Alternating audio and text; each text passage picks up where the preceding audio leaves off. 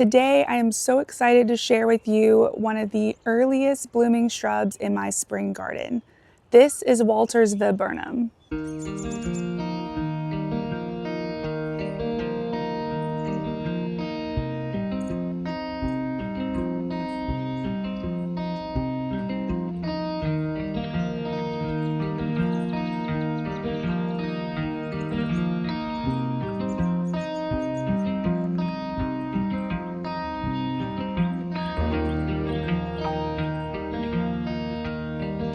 This is a native evergreen shrub to the southeastern US, and I first came across these at a native plant nursery about 4 years ago. They really made an impression on me. I've grown native plants for a long time, and something I felt like my garden was always lacking was structure. I grow a lot of deciduous native shrubs, and I had never seen a native shrub quite like this. It has such a dense habit to it, and it provides structure in my garden all year long. It seems to play a similar role to boxwoods in the garden with this dense, tidy habit, with the added benefit of all of these showy white flowers.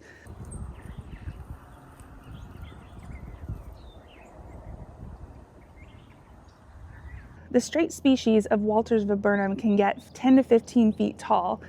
This variety is Densa, which is much more compact.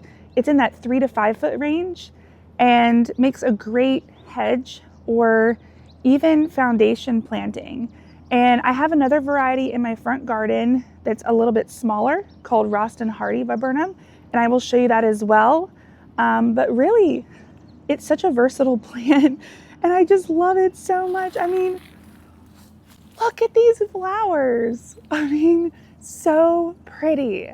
In Georgia Zone 8A, these bloom in March and early April. These have been blooming for about 3 weeks now, and I'm really impressed because we had some recent frost and a freeze, and it wasn't affected at all. I mean, there were a few flowers toward the top of the plant that have started to fade, but otherwise, I mean, it is still putting on a great show and just a beautiful plant this time of year. This is the best that this particular shrub has looked since I put it in the ground about almost 4 years ago.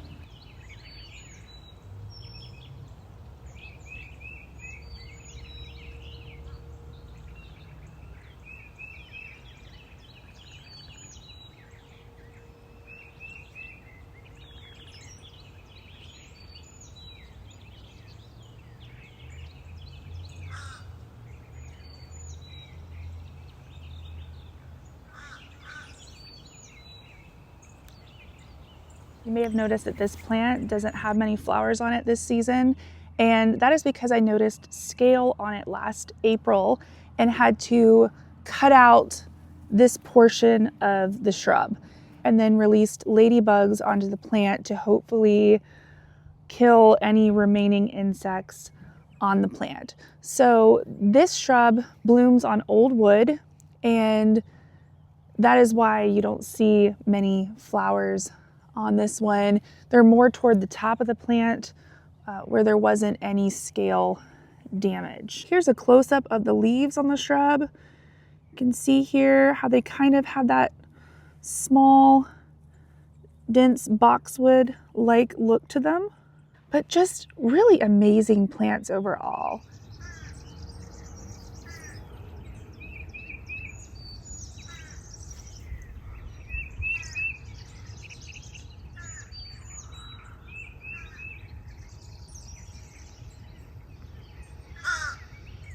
I planted the Walter's Viburnum at the bottom of my slope because of the moist soil conditions.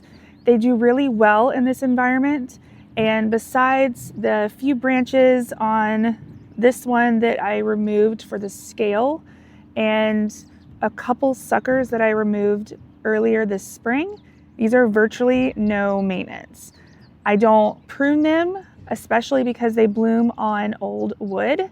So this one right here, in the 4 years that it's been in the ground, I have never pruned it. And each year it just gets fuller of these white showy flowers, and I just come out here every day and love to stare at this plant. It's just beautiful.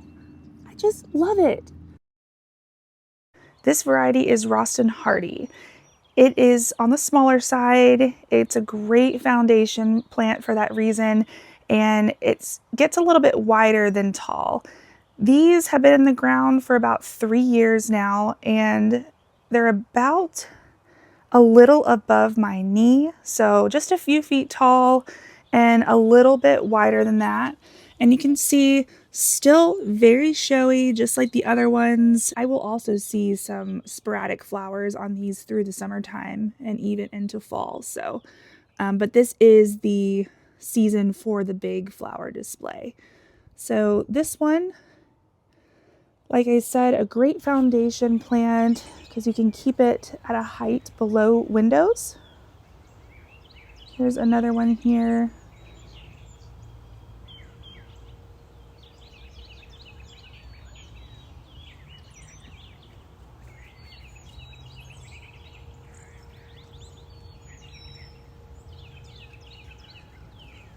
These shrubs provide great cover and nesting habitat for birds.